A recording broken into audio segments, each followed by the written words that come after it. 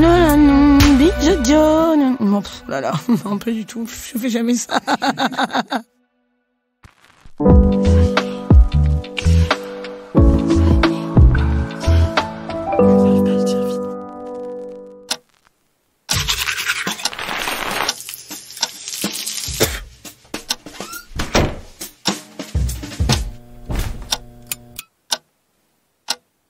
Ouais, salut, c'est moi, la voix dans ta tête qui t'empêche de t'endormir. Je me disais, si je faisais plus de sport, je pourrais être cette fille qui dit j'ai trop besoin de mon sport. Moi, si j'ai pas mon sport, ça va pas. Je peux pas dire cette phrase, moi, dans la vie. Qu'est-ce que je peux...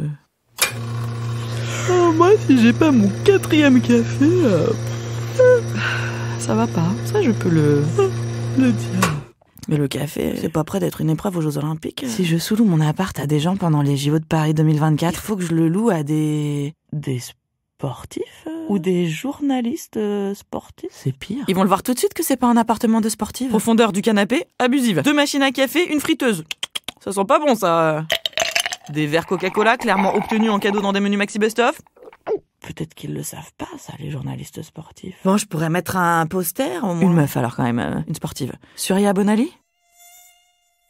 En tout cas, certainement pas Candeloro. J'ai grandi dans la ville de Candeloro. Ah, raté. J'en ai bouffé du Candeloro. Ça te laisse des traces. Je connais rien en sport, sauf en... Ah, connard. Sauf en patin à glace. Double salto. Triple loops, piqué. Loops. Triple loops. Loops. Ah non, finalement, ça laisse pas tellement de traces.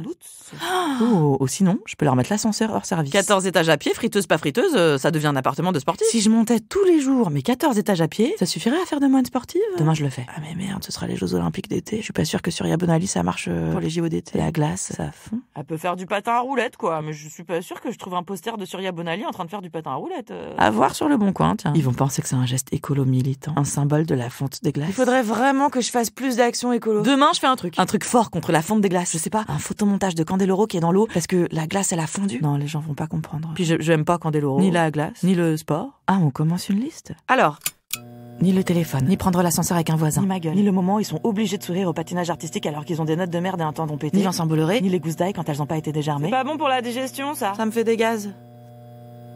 Peut-être que si je montais 14 étages à pied tous les jours, j'aurais plus de gaz. Je pourrais manger des ails entiers. Des os. Des ails. L'ail, ça a l'air de rien, mais c'est ancestral de dingue. J'ai vu un truc genre...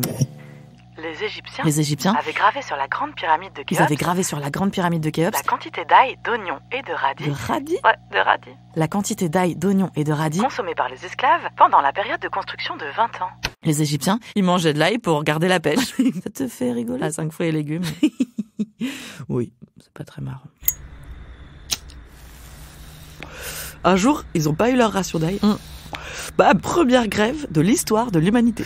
Soi-disant. Moi, je dis que c'est romancé par le lobby des condiments. C'est la lutte finale. Non, pardon. On a trouvé des gousses d'ail dans la tombe de Toutankhamon, quand même. C'est pas très malin, cela dit. Si jamais t'étais pas vraiment mort, tu te réveilles, t'as quoi? Une gousse d'ail? Pas très utile. Moi, je voudrais un talkie-walkie. Ou alors un truc qui fait des musiques cheloues pour faire flipper les gens depuis ma tombe. Un jukebox. Ce soir, chez Boris, c'est soirée disco. Tchou, tchou, tchou. Pardon. C'est ça qui te vient? T'es enterré vivant et ce qui te vient, c'est de balancer soirée disco. Ça, ou alors ma Barbie de quand j'étais petite qui parlait. Elle disait Ken est un excellent danseur. Prenons le thé ensemble. Uppercut, qu'est-ce que faire?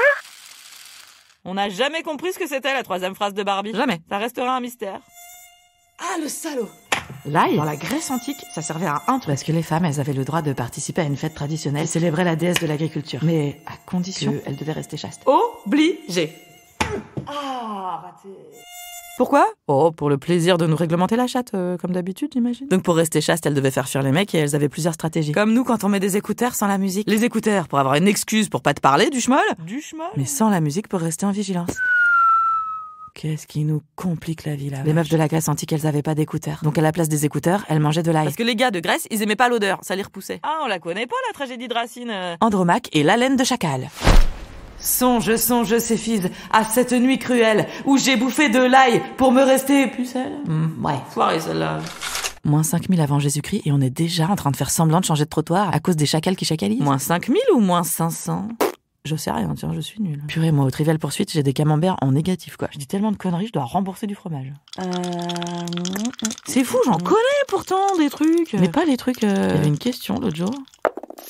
Pour quelle équipe de foot américaine a joué David Beckham? Comment tu veux que j'en ai quelque chose à cacher? J'ai dit New York, au pif. Bah non, c'est pas New York, Claire, voyons. Et on s'en fout, non? Demande-moi les paroles de Victoria Beckham dans Wannabe, voilà. Demande-moi ce que ça veut dire quand les Spice Girls font zig zig. Ah, là je te marque un point. Tell me what you want. Quand les Spice Girls, elles ont enregistré leur album, elles partageaient un studio avec un chanteur qui les méprisait. Zig zig zig. Ah, évidemment. Et qui allait tout le temps chier au studio avec son cigare qui pue. Alors elles l'ont surnommé Shit and Cigar. Shit and Cigar. Shit and Cigar. Shit and Cigar. Shit and Cigar. Shit and Cigar. Shit and Cigar. Zig zig ah. Donc zig zig ah, ce serait pour se foutre de sa gueule à ce blaireau. Bon, je sais pas si c'est vrai de vrai ce truc, mais clairement ça mérite un camembert à la question David Beckham, désolé. Yes. Le gars emmène carrément son cigare aux chiottes quand même. Merde, ça me rappelle la fois des chiottes. Oh là là. Est-ce que c'est bien malin de repenser à ça? Je vivais avec ce mec qui venait de s'acheter un appart tout refait, tout neuf. Un jour, il se casse au boulot et puis il me dit qu'il va rentrer tard parce qu'il a un match de foot chez son pote le soir. Il se barre. Moi, j'attendais que ça pour aller au shot. Début d'histoire, les filles font pas caca, tout ça. Je ferme le verrou par réflexe. Complètement con le réflexe. Le verrou, il me reste dans les mains. Je me retrouve enfermée dans les chiottes. J'ai pas de téléphone, j'ai rien. Il est 8h du mat. Le gars va rentrer vers minuit. Ça fait long. Qu'est-ce que j'ai fait déjà? J'ai pas réussi à défoncer la porte. Et super vite, je me suis dit, oh là là, une forme de folie me guette. Pas du tout dramatique là. Il y avait des BD dans les chiottes, c'est tout. Je me suis dit, je les sacrifie. Je découpe des petits bouts de BD, un petit bout par minute. Comme ça, je peux pas perdre la notion du temps. Parce que je sais pas, c'était l'époque du début de la série Homeland. Le gars avait été otage et ça m'angoisse. Au final, j'ai réussi à faire un boucan d'enfer dans les chiottes, au point d'alerter les voisins et de leur dicter un mail à envoyer à mon mec parce que je connaissais pas son 06. Le gars, il a cru que c'était un spam. Objet du mail: aidez votre ami qui est enfermé dans vos chiottes. Ah, elle a morflé la demoiselle en détresse. Finalement, il a envoyé un serrurier qui est venu m'ouvrir. Que j'étais bien dans la merde à pas avoir de quoi le payer. Je vous fais un chèque ou vous prenez les organes? J'ai un rein et 2 poumons, mais en état moyen. Quand j'ai quitté ce mec quelques mois plus tard, se venger, il m'a spoilé la fin d'Homeland. Franchement, j'ai trouvé ça plutôt honnête comme dit. Faut pas que je repense trop à cette histoire. À chaque fois, ça me rappelle le temps que j'ai perdu à croire que des types m'aimaient alors qu'ils étaient juste pas méchants avec moi. Je croyais que c'était suffisant. Au début, ils aiment bien la fille rigolote et vaguement badass parce qu'elle boit du gin et dort pas la nuit. Puis après, ils se disent qu'elle devrait faire plus de sport et manger moins d'ail. Demain, j'achète 3 tonnes d'ail, je les emmerde. Et un Trivial Poursuite pour réviser. Je sais qu'ils ont fait un Trivial Poursuite Power Rangers. Il y en avait un chez ma grand-mère. Ça doit être giga collector. Je me demande s'ils en ont fait un spécial Barbie. Vrai ou faux? Ken est un excellent danseur. Ce serait toujours moins pire que des questions sport. Quel sport pratiquait Maurice Herzog? Yes! L'athlétisme, ça je sais. Ça sort d'où ça? Ah je sais pas mais je suis sûre. Purée, je suis super forte en sport en fait. Mais grave. C'est bon là, pas besoin de monter 14 étages. Et si je revends le Trivial Poursuite Power Rangers, j'ai pas besoin de sous-louer mon appart à des sportifs qui vont me juger. De toute façon, j'ai pas la place pour un poster sur Yabonel. Et Candeloro, il approche pas mon mur. Donc c'est bon, zoup, c'est réglé. Voilà, hop, zoup. Je crois que j'ai bu trop de café.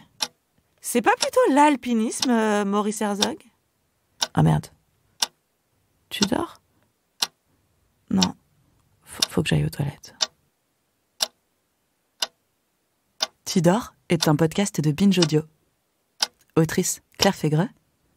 Réalisateur Paul Berthiaud. Productrice Juliette Livartowski.